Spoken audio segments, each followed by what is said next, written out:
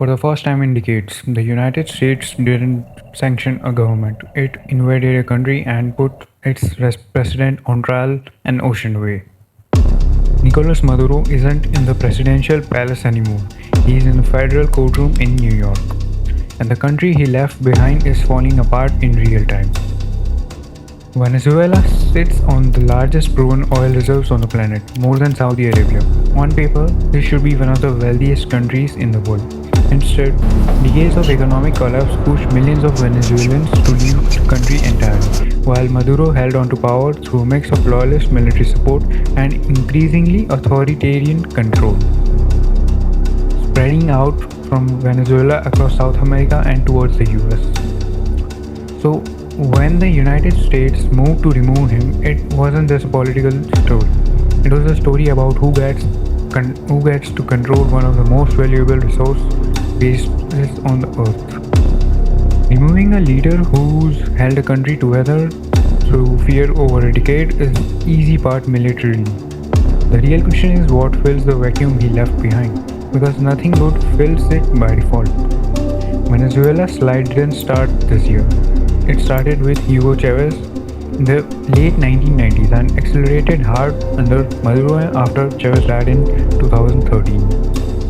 Hyperinflation, currency collapse, and mass immigration followed through the 2010 and into 2020s, even as the US tightened sanctions year after year. By the time of this operation, Washington had already spent years building a legal case against Maduro on narco-terrorism charges. This wasn't a sudden decision, it was the end of long build-up.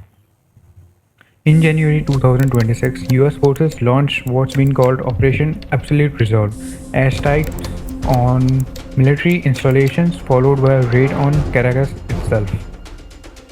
Maduro was captured and extradited to the United States, where he now faces federal charges in a New York courtroom. But capturing one man didn't end the crisis. Loyalist military factions, opposition groups, and armed cartel networks are now fighting for control of the territory he left behind. This matters beyond Venezuela's borders. Regional oil markets are exposed to the disruption. Neighboring countries are already absorbing new waves of migration as instability spreads. And it raises a question the US has faced before, in Iraq and in Libya. Removing a dictator is the dramatic part. Building something stable afterward is the part that actually determines whether this was a success. Nobody can say with certainty what happens next, so let's be honest about it. Three scenarios analysts are watching.